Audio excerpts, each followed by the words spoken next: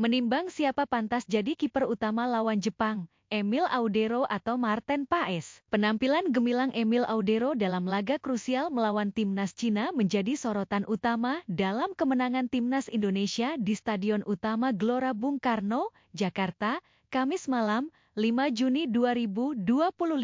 Laga yang merupakan bagian dari matchday ke-9 Grup C pada ronde ketiga kualifikasi Piala Dunia 2026 zona Asia itu berakhir dengan skor tipis 1-0 untuk kemenangan Garuda. Kiper berdarah Indonesia Italia tersebut tampil luar biasa dalam debut resminya bersama timnas Indonesia. Beberapa penyelamatan penting ia lakukan sepanjang pertandingan.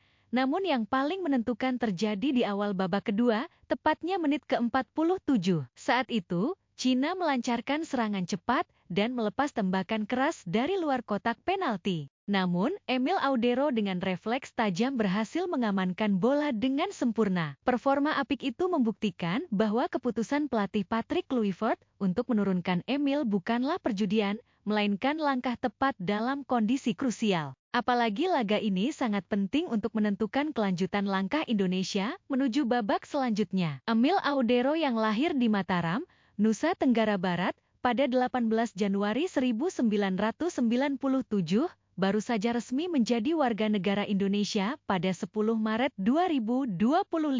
Namun, meski proses naturalisasi telah rampung, ia tidak langsung mendapat kesempatan bermain. Pada laga sebelumnya melawan Australia yang berakhir kekalahan 1-5 di Sydney, ia tidak dimainkan. Begitu pula saat Indonesia menang tipis atas Bahrain dengan skor 1-0, ia hanya menjadi cadangan. Kesempatan akhirnya datang setelah kiper utama sebelumnya, Marten Paes, harus absen karena akumulasi kartu kuning. Emil tak menyia-nyiakan debutnya. Selain mencatatkan clean sheet, ia juga menunjukkan kepemimpinan dan ketenangan di bawah Mister Gawang. Penampilannya mendapatkan sambutan hangat dari rekan-rekan satu tim. Usai laga, 3 pemain belakang utama Indonesia Justin Hubner, Jay Izzes, dan Rizky Ridho memberikan pelukan dan salaman sebagai bentuk penghargaan atas performa Emil Audero. Tak hanya itu, para pendukung yang memenuhi stadion pun memberikan aplaus meriah saat ia berjalan meninggalkan lapangan. Kemenangan ini membuat peluang Indonesia untuk melangkah ke babak keempat semakin terbuka,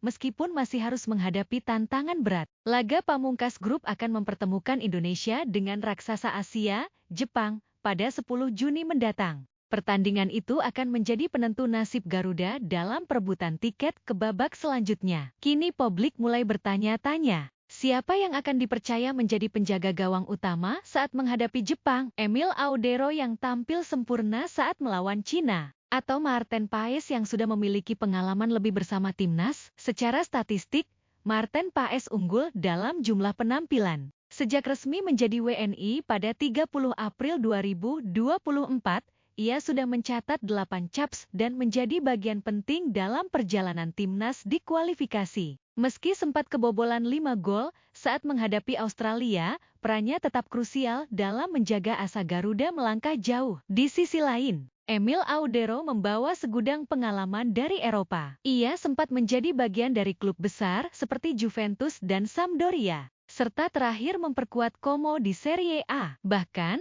sempat dipinjamkan ke Palermo untuk mendapatkan menit bermain lebih banyak. Dalam dunia sepak bola, pemilihan kiper utama bukan semata soal statistik, tapi juga momentum dan psikologi. Emil Audero telah menunjukkan bahwa dirinya mampu tampil tenang di laga besar, sebuah kualitas yang sangat dibutuhkan dalam pertandingan penting melawan Jepang. Keputusan akhir tentu berada di tangan pelatih kepala Patrick Kluivert. Apapun pilihannya nanti, baik Emil Audero maupun Marten Paes sama-sama memiliki kualitas untuk mengawal gawang Indonesia. Yang terpenting, tim harus tampil solid dan penuh semangat demi menaklukkan Jepang dan mewujudkan mimpi tampil di Piala Dunia 2026.